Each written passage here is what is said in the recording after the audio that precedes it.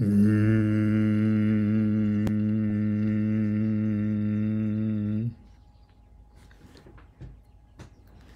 Hello, everyone. Uh, Today I'm going to do something uh, a little different uh, because it sort of coincides with what I've been uh, led to study in the last, well, mostly this morning. And that is a mysterious lunar language that Crowley has.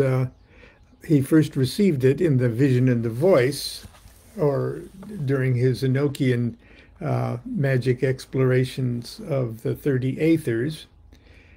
This is from his vision of the second Aether, which is the second from the highest, uh, dealing with the mechanics of consciousness way on the other side of the abyss. It's way up there. It's like trying to dissect the mechanism of Kether Hokmah. I mean, it's crazy stuff, and the vision is crazy stuff too. I'm not going to read the whole thing because but it is from the Vision and the Voice, and it does appear in uh,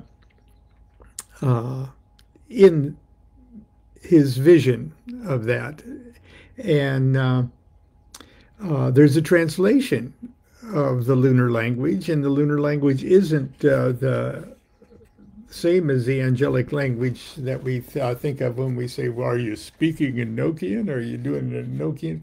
No, it's a thing in and of itself.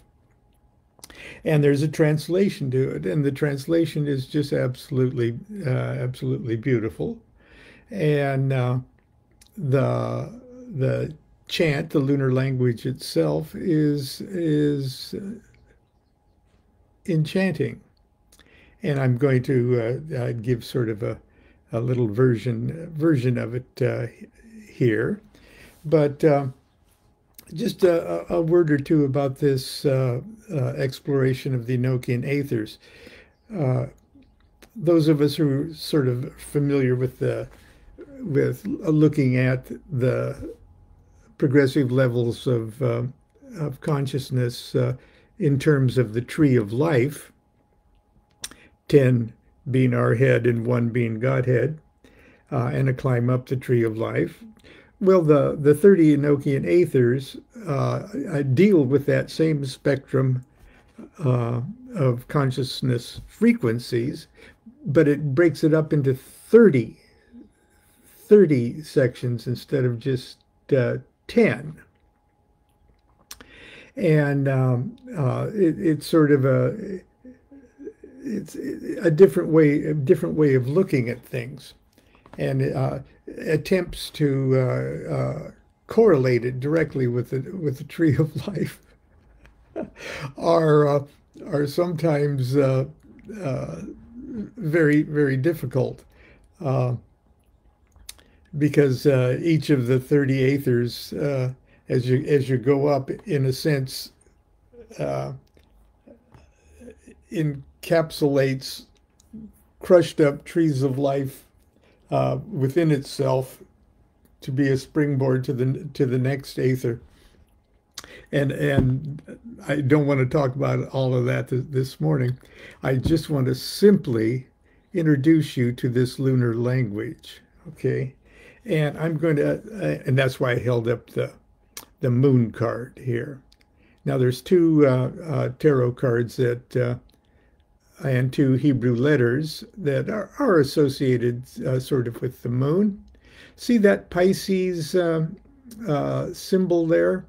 That image actually, but without that horizontal bar, figures prominently in Crowley's vision of the second Aether. And so the moon card is often looked at as the darker aspect of the moon, and the Empress, or the High Priestess, is the higher aspect, and that's not a moral judgment.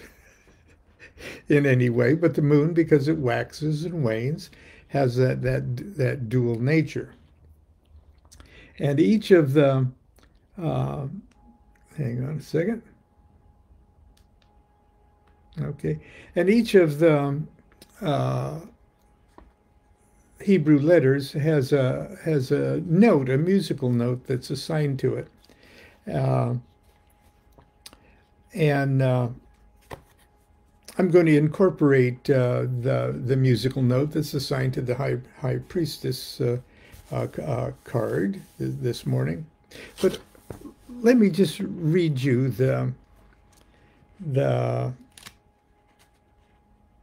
well, before I do, I'm going to read just the last section of Crowley's Vision of ARN, A-R-N, which is the second Aether's name. And it was a long vision that took place in several sections and over a period of several evenings. And so on one evening, he said, this Aether must be left unfinished until the half moon. And then when he picks it up on December 18th, he starts off in another language. And if you've ever listened to Pentecostal hysterics, you hear stuff like this coming out of people, and I don't want to belittle the Pentecostal experience as a genuine phenomena of consciousness, but it sounds similar to this. When he picks up the vision again, he starts off by going, An ulva nu arenu ulva, de re seu adikavau peratanu, poliox invara sobra fafal, lerthexana mama rala hum fa Fala maha. Now you can probably get pretty good at that, and it would probably be pretty impressive to the neighbors. And after a while, if you would repeat it, it would probably put you in an altered state of consciousness. But he's now describing what's happening to him while that came pouring out of his mouth. All this is a melody of a flute, very faint and clear, and there's a sort of sub-tinkle of a bell. And there's a string instrument, somewhat like a zither, and there is a human voice. And the voice comes, This is the song of the Sphinx, which she singeth ever in the ears of men. And this is the song of the sirens, and whoever heareth it is lost. Want to hear it?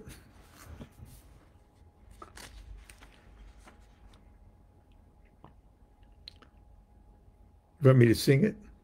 I'm going to hit a G sharp here, which I think is the appropriate note, just to give me a little.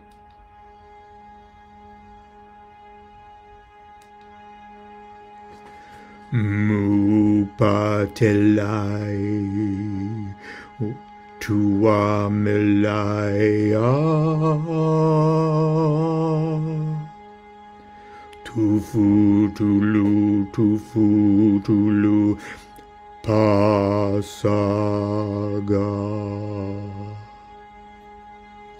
Qui mutilai apumilai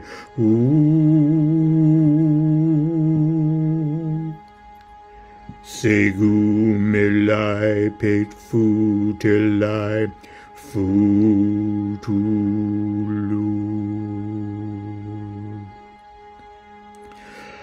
Ochai belai wapamelai utut Gefula trai lefumelai kut hut nut Ai o ai melamoai Ti, ti, ti. Wala pelai tu fulatai winibi.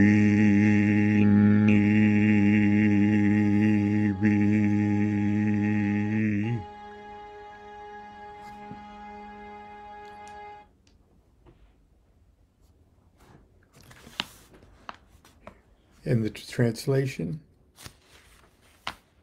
Silence. The moon ceaseth her motion. That also was sweet in the air, in the air, in the air. Who will shall attain, who will shall attain by the moon and by myself and by the angel of the Lord.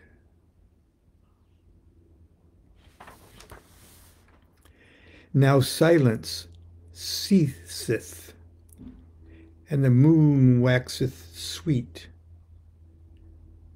It is the hour of initiation, initiation, initiation. The kiss of Isis is honeyed. My own will is ended, for will hath attained. Behold, the lion child swimmeth in the heaven, and the moon reeleth. It is thou, it is thou, it is thou. Triumph, the will stealeth away like a thief, the strong will that staggereth before Rahur Kuit, Hadit, Nuit. To the God, O I, be praise, in the end and the beginning, and may none fall who will attain the sword, the balances, and the crown.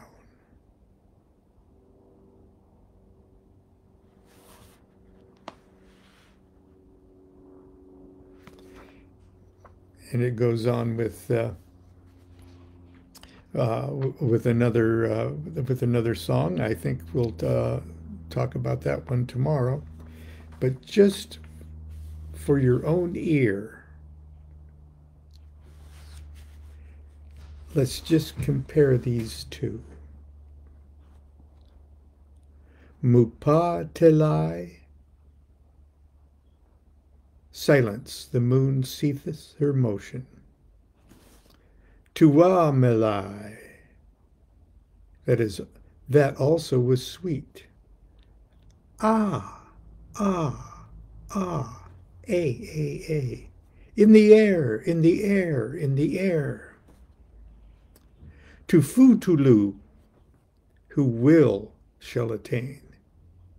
To Futulu, who will shall attain. Pa, sa, ga. By the moon, and by myself, and by the angel of the Lord. Mupa telai, tuwa melai, ah. To Futulu pa saga.